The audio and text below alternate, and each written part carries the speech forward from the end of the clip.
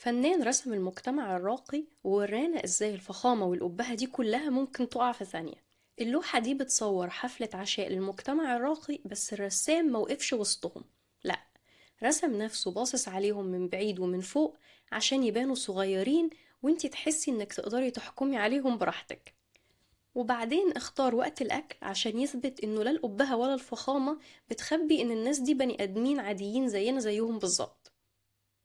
القائد العسكري الكبير مش عارف يمسك الطبق ويحط طاقيته فين، فحطها بين رجليه وخلاص. والهانم الفخمة من كتر الصربعة الجوانتي الأبيض اتلحوس أكل. والراجل المستعجل على الأكل لدرجة إنه داس على فستان الست اللي قدامه من غير ما ياخد باله. وهي وقفت وصاحبها بيشدها وخلاص، وهو مش فاهم هي أصلا وقفت ليه.